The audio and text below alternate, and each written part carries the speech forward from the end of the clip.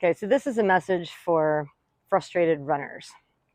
So if you're one of those runners who is already running as fast as you want to be running, and you don't have a set of recurring injuries that happen a lot, and so you're running happy, it feels really good, you've got rhythm and flow, this message is not for you.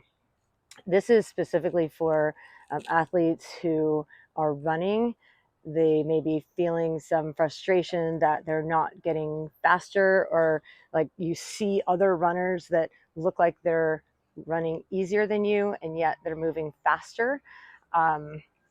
Or for the runner who is running reasonably fast when you're running, but you don't make progress in your training because you spend a lot of time out with injury, or you're just constantly needing to pay a lot of attention to a body part that is talking to you frequently, like if it's your calf or your hip or your knee or whatever.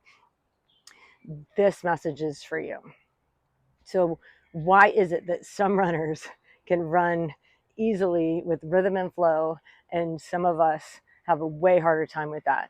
And I'll tell you, if you feel some frustration on that, I feel you on that. I have spent my whole life trying to run and feeling frustrated watching other people going, what are they doing that I'm not doing? And I've really spent decades studying this and trying to learn and trying to figure it out. And I feel like I'm onto something now, and I'm very excited about it. And so I want to share it with you guys. So before we get into that, let's just think about how commonly, what do people do to try to help themselves out of injury? Commonly, they'll rest and do nothing, or try to strength train their way out of it. And there's some degree of success with both of those methods. And there's another way. So let's think about who do we know? Like, what group of people tend to run really efficiently, where like it looks easy, their form is good, their posture's stacked, they're just like running perfectly? Tends to be little kids, right? Have you ever watched like a 4-year-old run or a 5-year-old run? And granted, they might not be training for distance, but you watch them run any distance and they're moving quickly and it looks easy. And by the way, they're having fun with it. Um, and they're not likely injuring themselves. They're just running well and it's running easy. What is it that those kids possess that we as adults lack? And what I want you to think about here is two things. Those kids have really great posture, and those kids are not holding on to a lot of excess tension. And so if we think about what happens as we get older, so the kids grow up and they start sitting at school, they start sitting all day. We as adults, we sit all day. We start staring at screens. And when we do that, our posture tends to be more forward. So my head might be forward like this. I'm more crunched in the front. My shoulders start getting slumped over as I'm sitting in my car. I'm traveling on airplanes. I'm staring at screens. I'm staring at my phone. The other thing that happens to us as we get age is just modern life stressors. It's possible that we've been hurt in the past by someone or something, and our natural response to that is to protect and guard, embrace. And what do? We tighten up when that happens, right? So now I'm protecting myself, I'm guarding. There might be some people who have had some sort of emotional trauma and they don't want to be seen, and I'm going to make myself smaller. And so again, like from this position where if I'm crunched down and I'm protecting myself, I'm guarding, or I just have posture that looks like this because all the time I'm sitting in front of a computer screen and I'm short and tight in the front over time, this gets worse and worse. What happens when we try to run from this position where our whole anterior chain here is short and tight? Am I going to be able to run with nice extension automatically if I haven't done something to combat this short and tight posture? The answer, I mean, if you're trying to run and you're finding like I'm caught behind my hips and like every picture I see of myself running, gravity is winning and it's sucking me down into the ground, and then you see pictures of other runners that look like their energy is going up and they're floating, it's like, how do we achieve that? And so what I've done is I am creating this course specifically for the frustrated runner who is short and tight in the front, caught behind the hips, very standard for humans across the globe, really, but Americans in particular. We are going to learn how to bring rhythm and flow into our movement patterns.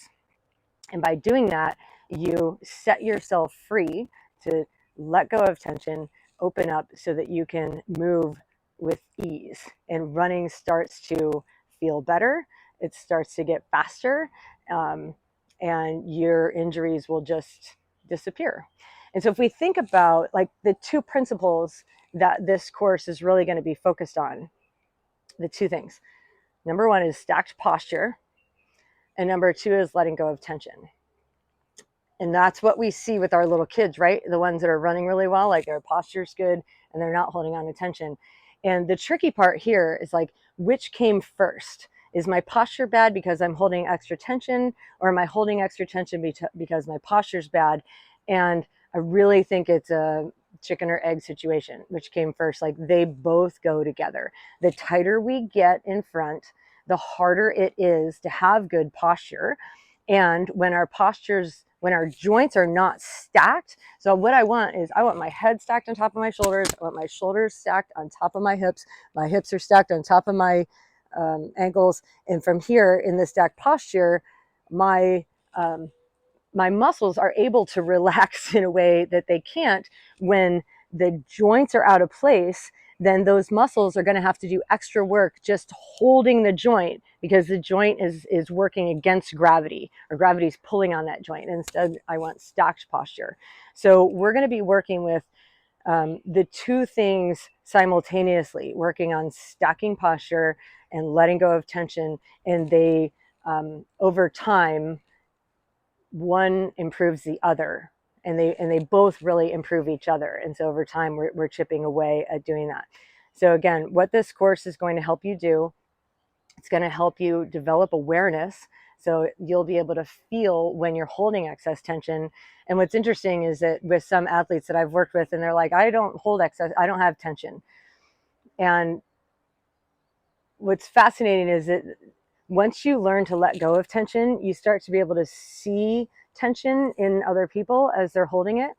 And one thing that's fascinating is that it can happen that we've been holding tension for so long, like our entire lives, we've been building up, holding this tension, that we don't even know the difference. We don't know what it feels like to be able to let go and be free and open. And once you start feeling that for yourself, it's like, oh, that's the feeling I'm after. That feels different. I feel more relaxed. When we're physically more relaxed, we're mentally more relaxed. We can think more clearly and move with more rhythm and flow. So in this course, we'll teach you skills so that you can develop your awareness of when you're holding tension, skills to help you learn to let go of the tension that you're holding, awareness of your posture, and improved mobility through specific movements. So the thing is, we can't fix a problem that we don't know we have. And that's why the awareness part comes in so heavily here. So what this course is not going to be is like, here's 3 simple exercises that you can just do and not think about, and your running magically improves. If I had that, that would be really simple and everybody would be doing it already. Instead, it's a process of a whole bunch of stacked things that we're going to do to let go of tension, improve your posture, let go of tension, improve your movement, let go of tension, move with more rhythm and flow. And it's a process that will take, you'll feel improvement over weeks, and then it will continue over months and years, and ideally a lifetime, like once you learn all of these skills. So anyway, I'm really excited to have you along on this journey with me. And my sincere hope for you is that you get to feel the joy that comes along with being able to let go of tension, move with more rhythm and ease, and find that flow in your injury-free running.